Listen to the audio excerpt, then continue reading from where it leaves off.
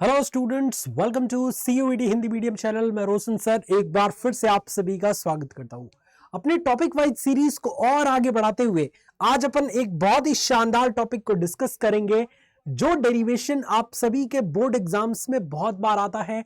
और जब आ जाता है तो बच्चे ऐसे कहते हैं, हाँ ये वाला आ गया क्या भाई, इसको तो मैंने तैयारी नहीं किया था। बट जिस भी स्टूडेंट्स ने रोशन सर की क्लास अच्छे से देखी होगी, वैसे एग्जाम सेंटर में मुंह नहीं बनाएगा ऐसे कि अरे ये तो आता ही नहीं है मुझे। बहुत ही शॉर्ट तरीके से, बहुत ही बेहतरीन अंदाज में आज मैं ये वाला टॉपिक आपको क्लियर करने वाला हूं। और इस सिंगल वीडियो के जरिए, मतलब एक सिंगल वीडियो देख के आप इस डेरिवेशन को ऐसे सॉल्व कर पाएंगे। सो आइए स्टूडेंट्स, अपने इस वीडियो की शुरुआत करते हैं। पढ़िए पहले कि क्या दिया गया है टॉपिक। टॉपिक आपका जो है वो ये कह रहा है कि समांतर प्लेट संधारित्र की धारिता ज्ञात कीजिए जब प्लेटों के बीच परावैद्युत पदार्थ भरा हो या टी मोटाई का परावैद्युत पदार्थ भरा हो। समझिए डायग्राम कैसे बनाना है। हमारे पास एक संधारित्र है और आप सभी स्टूडेंट्स को मैंने इससे पहले वाले डेरिवेशन कराते समय बता दिया था कि जो संधारित्र होता है ना, वो दो बराबर परंतु विपरीत आवेशित प्लेटें अगर कुछ दूरी पर स्थित होती हैं एक दूसरे से और उन पर बराबर परंतु विपरीत प्रकार का आवेश होता है, उन प्लेटों का कुछ क्षेत्रफल होता है, तो ऐसा समायोजन संधारित्र कहलाता है। अरे ये टेढ़ा कैसे बन गया संधारित्र भाई? संधारित्र को एकदम सीधा बनाते हैं। ये दो प्लेटें हो गई, अब तो सीधा है ना? Yes sir. इस पर एक पर प्लस क्यू आवेश है, दूसरे पर माइनस क्यू आवेश है। इन दोनों प्लेटों के बीच की दूरी डी है और इन दोनों में से प्रत्येक प्लेट का क्षेत्रफल जो है, वो प्लेट का क्षेत्रफल जो है वो कितना है? ए है। ए हमने मान लिया है कि प्रत्येक प्लेट का क्षेत्रफल कितना है? ए है। क्लियर है इतनी बात? Yes sir. अच्छा, अब पढ़ेंगे अगर आप इस टॉपिक को, तो कह रहा है कि यदि प्लेटों के बीच में अगर हम कुछ परावैद्युत पदार्थ भर दें, तो हमने मान लिया कि इन प्लेटों के बीच में हमने क्या भर दिया है? टी मोटाई का एक परावैद्युत पदार्थ भर दिया है। ये व्हाइट कलर की जो आप पट्टी देख रहे हैं, इस पट्टी की मोटाई स्मॉल टी है और ये टी मोटाई की पट्टी को हम कहते हैं परावैद्युत पदार्थ। तो जैसे ही हम किसी संधारित्र के प्लेटों के बीच में टी मोटाई का परावैद्युत पदार्थ भरते हैं, तो होता क्या है? संधारित्र की धारिता पर क्या प्रभाव पड़ेगा? इसी को डिराइव करना है, इसी को डिस्कस करना है। तो सबसे पहले आप सभी बच्चे करेंगे क्या कि इस टॉपिक को, इस डायग्राम को dash dash dash dash dash की जगह पे एक्सप्लेन करेंगे। एक्सप्लेन कैसे करेंगे? तो आप यहां पे ऐसे करेंगे। ऐसे कैसे? कि लिखेंगे कि चित्र में दर्शाया गया दो समान प्लेटें एक दूसरे के समांतर तथा विपरीत आवेशित हैं। इन दोनों प्लेटों के बीच की दूरी डी है और इन दोनों प्लेटों का जो क्षेत्रफल है, अनुप्रस्थ काट का क्षेत्रफल, वो ए है। माना इन दोनों प्लेटों के बीच में टी मोटाई का एक परावैद्युत पदार्थ भरा है। ऐसी स्थिति में परावैद्युत पदार्थ के अलावा इस संधारित्र के प्लेटों के बीच स्थित वायु वाला जो भाग होगा वो कितना हो जाएगा?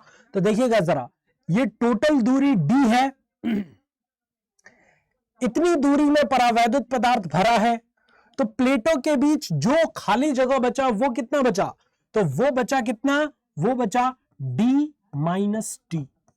ये देखिए, पूरा दूरी डी है दोनों प्लेटों के बीच की, इस वाले भाग का जो दूरी है वो टी है, तो बाकी ये जो खाली भाग है उसका दूरी कितना है? तो डी में से टी को घटा देंगे, डी में से इस भाग को घटा देंगे, तो ये दोनों के बीच की दूरी आ जाएगी। बात समझ आई? और ये जो डी माइनस टी है, इस भाग में हमने मान लिया कि वायु स्थित है। क्या स्थित है? वायु स्थित है। ये पॉइंट आप सभी को सबसे पहले लिखना होगा। उसके बाद से जैसे ही बच्चों आप सभी जानते हैं कि जब एक प्लेट पर धनात्मक आवेश दूसरे प्लेट पर ऋणात्मक आवेश है, तो इन दोनों के बीच में वैद्युत क्षेत्र क्रिएट होगा। और वैद्युत क्षेत्र की दिशा तो आप जानते ही हैं, धन से ऋण की तरफ। तो ऐसी स्थिति में आपने यहां पे देखा कि वैद्युत क्षेत्र यहां पे क्रिएट हो गया। इन दोनों प्लेटों के बीच में वैद्युत क्षेत्र क्रिएट हो गया। तो यहां पे दोनों प्लेटों के बीच दो चीजें हैं, एक तो परावैद्युत माध्यम है जो टी मोटाई का है, और एक डी माइनस टी वाला भाग है। तो दोनों भाग के लिए अलग अलग हमें वैद्युत क्षेत्र निकालना है। तो आइए हम निकाल लेते हैं। तो आप सबसे पहले क्या लिखेंगे, आप लिखेंगे प्लेटों के बीच वायु में वैद्युत क्षेत्र की तीव्रता। सबसे पहला स्टेप यहां पे लिखेंगे प्लेटों के बीच वायु में, प्लेटों के बीच वायु में वैद्युत क्षेत्र। और आप सभी स्टूडेंट्स को मैंने इससे पहले कई बार पढ़ा रखा है कि जब दो विपरीत आवेशित प्लेटें हो ना, तो उनके बीच में अगर किसी भी पॉइंट पर आपको वैद्युत क्षेत्र चाहिए तो उसका फॉर्मूला होता है E बराबर सिग्मा बटा एप्सिलॉन नॉट, सिर्फ सिग्मा बटा एप्सिलॉन नॉट।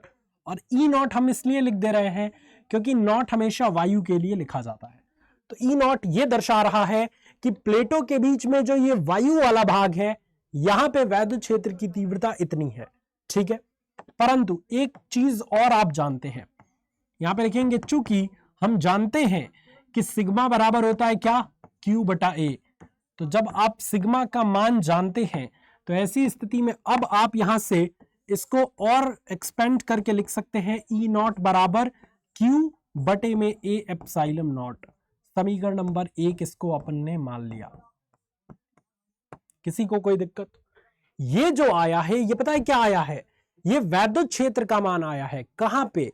इन दोनों प्लेटों के बीच में जो ये वायु वाला हिस्सा बच रहा है वहां पर। तो सर ये जो टी मोटाई का परावैद्युत पदार्थ है, यहां पे भी कोई वैद्युत क्षेत्र उत्पन्न होगा क्या? बिल्कुल होगा।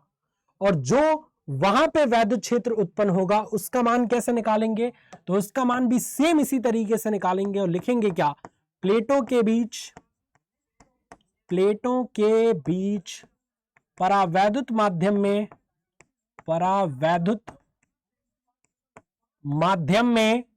प्लेटों के बीच परावैद्युत माध्यम में वैद्युत क्षेत्र, और परावैद्युत माध्यम में वैद्युत क्षेत्र कितना होगा?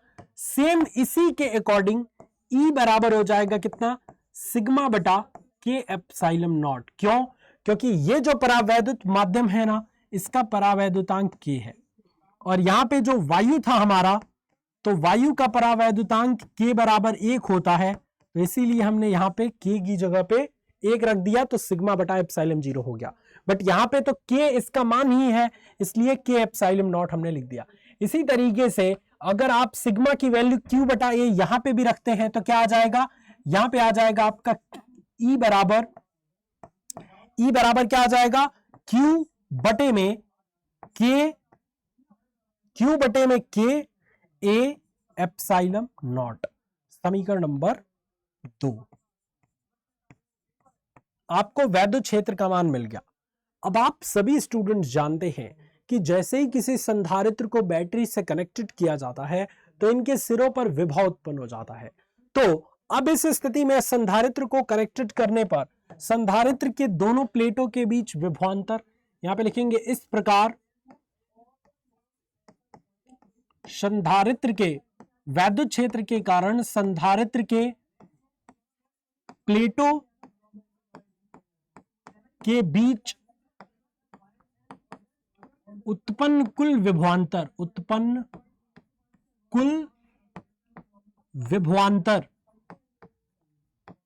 और अगर आप कुल विभवांतर टोटल वोल्टेज निकालें तो आप सभी जानते हैं कि फॉर्मूला वोल्टेज का क्या होता है, V बराबर होता है E और इंटू डी, यानी वैद्युत क्षेत्र और गुणे दूरी।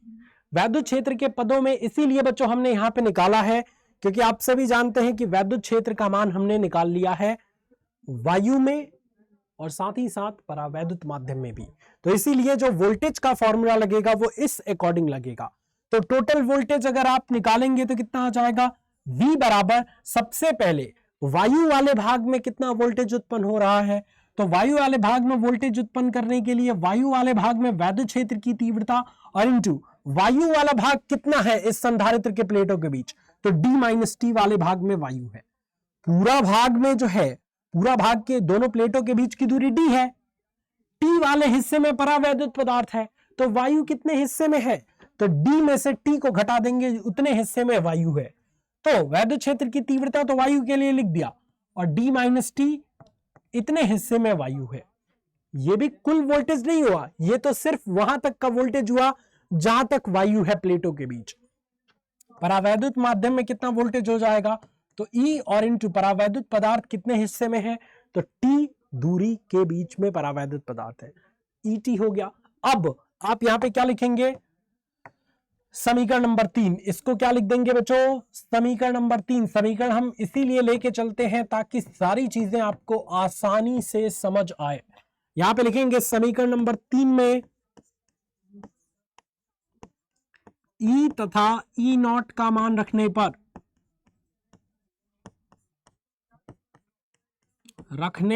और जैसे ही आप इसका मान रखने जाएंगे टोटल वोल्टेज आपका निकल के आ जाएगा V बराबर E0 की वैल्यू पता है कितनी आई है, Q बटे में A एप्सिलॉन नॉट और D माइनस टी और प्लस Q बटे में K A एप्सिलॉन नॉट और इंटू टी। ठीक है, यस सर। इसमें से कुछ कॉमन मिल रहा है क्या बचवा, यस सर, Q बटा K एप्सिलॉन नॉट कॉमन मिल रहा है, तो V बराबर जैसे ही आप कॉमन निकालेंगे Q बटा A एप्सिलॉन नॉट, यहां से आपको मिल जाएगा D minus T plus T और बटे में यहां पे एक K भी बच रहा है, तो K ये आ गया वोल्टेज का मान। इसको मान लेते हैं अपन क्या, समीकरण नंबर 4, समीकरण 4। और अब देखिए यहीं पे जिसने समझ लिया पूरा डेरिवेशन, इसके लिए दम दिमाग में फिट हो जाएगा। अब वोल्टेज जब निकल गया, आवेश आपको पता है कि किसी भी संधारित्र के सिरों पर जो आवेश है वो आपको इस चित्र से दिख रहा है कि आवेश, प्रत्येक पर आवेश Q है। वोल्टेज आपने निकाल ही लिया दोनों प्लेटों के बीच में, तो अब क्या दोनों प्लेटों के बीच धारिता नहीं निकाल सकते, तो अब यहां पे लिखेंगे हम जानते हैं, अब हम जानते हैं कि, अब आप क्या जानते हैं, आप ये जानते हैं, हम जानते हैं कि C बराबर Q बटा V होता है। अब आप यहां पे लिखेंगे समीकरण नंबर 4 से V का मान रखने पर, V का मान रखने पर, और जैसे ही आप V का मान बच्चों रखेंगे समीकरण नंबर 4 से इस वाले फॉर्मूले में, तो आपका पूरा टोटल कैपेसिटेंस यानी कि कुल धारिता निकल के आ जाएगी। तो रखिए Q और बटे में V का मान कितना है, देखिए ना, Q बटे में A एप्सिलॉन नॉट, Q बटे में A एप्सिलॉन नॉट और D minus T plus T by के। अगर आप यहां पे ध्यान देंगे Q से Q cancel out, A epsilon not ऊपर चला जाएगा, तो C बराबर आपका कितना आ गया बच्चा, बोलते नहीं है, यस सर बोल रहे हैं, C बराबर आपका आ गया एप्सिलॉन 0 A और बटे में D minus T plus T बटा के। और ये वाला जो फॉर्मूला है ना बच्चे, ये वाला फॉर्मूला आप याद हमेशा रखिएगा, ये फॉर्मूला तब है जब समांतर प्लेट संधारित्र के बीच में T मोटाई का कोई परावैद्युत पदार्थ भरा है, तो संधारित्र के धारिता निकालने का फॉर्मूला ये है। दो चीजें हैं, समांतर प्लेट संधारित्र की धारिता निकालना अगर आप चाहते हैं सिर्फ, तो एप्सिलॉन 0 A बाई डी लिख दीजिए, C का मान आ जाएगा। बट जब समांतर प्लेट संधारित्र के बीच में अगर इस तरीके का कोई T मोटाई का परावैद्युत पदार्थ भर दिया जाए और तब आपको धारिता निकालने के लिए कहे, तब आपको सिर्फ वन एंड ओनली ये फॉर्मूला अप्लाई करना है, कौन सा वाला, एप्सिलॉन 0 A बटे में D minus T plus T by के। यहां पे 3 स्पेशल केसेस बनेंगे। सबसे पहले डेरिवेशन हो चुका है बच्चों, अब स्पेशल केसेस जल्दी से समझ लीजिए। हमारा फॉर्मूला आया था C बराबर एप्सिलॉन 0 A और बटे में D minus T plus T by के। ठीक है, ये है आपका समांतर प्लेट संधारित्र की धारिता के लिए सूत्र, अगर उन समांतर प्लेट संधारित्र के बीच में T मोटाई का परावैद्युत पदार्थ भरा हो। यहां पे 3 case, case number first, case number first, case number second, और कहां गिर रहा है मुन्ना, केस नंबर थर्ड। पहला केस समझिए, पहला केस यह है कि यदि क्या हो, यदि समांतर प्लेट संधारित्र के पूरे भाग में टी मोटाई का कोई परावैद्युत पदार्थ भर दिया जाए, यानी कि अब की बार सिर्फ छोटे से हिस्से में टी मोटाई का परावैद्युत पदार्थ नहीं भरा जा रहा है, अब की बार इस डी टी के बराबर है, यानी ये जो डी था प्लेटों के बीच की दूरी, उतनी जगह में कोई टी मोटाई का परावैद्युत पदार्थ भर दिया गया है, यानी डी बराबर टी हो गया। तो अब इस स्थिति में क्या होगा, तो जब प्लेटों के बीच संपूर्ण भाग में कोई टी मोटाई का परावैद्युत पदार्थ भर दिया जाता है, तो इस वाले फॉर्मूला का यहां पे उपयोग करते हैं। तो C बराबर एप्सिलॉन 0A और बटे में D माइनस, जहां जहां T है वहां वहां आपको क्या रख देना है, D रख देना है, ठीक है। तो वहां वहां आप D रखेंगे तो D माइनस D और प्लस D बाई K। तो जैसे ही D से D खत्म हो गया तो C बराबर क्या हो जाएगा, K ऊपर चला जाएगा, तो K epsilon 0A by D आ गया आपका।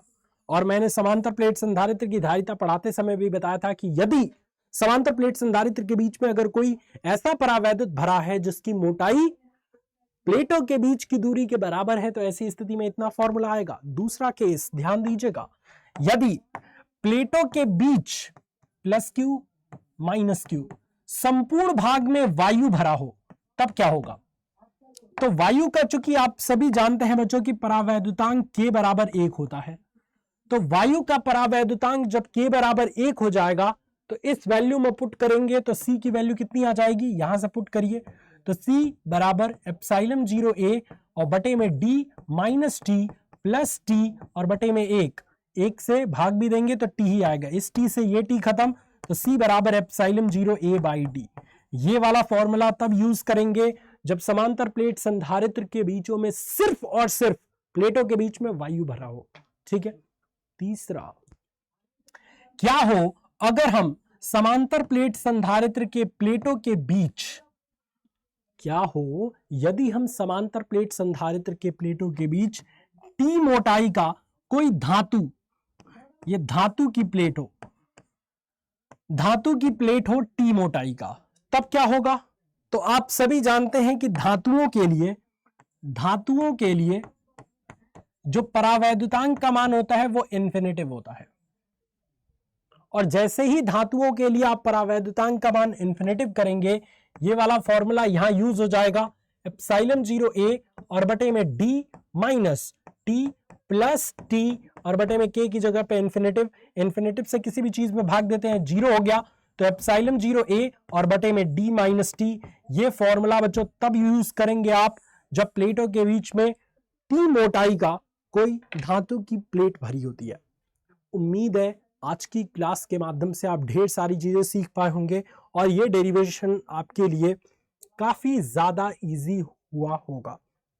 अगर आपको फिर भी कंफ्यूजन है, एक बार दोबारा से 2x स्पीड पर देख लीजिए, इसकी प्रैक्टिस बहुत ज्यादा करिए ताकि दिमाग में बैठ जाए ये चीज।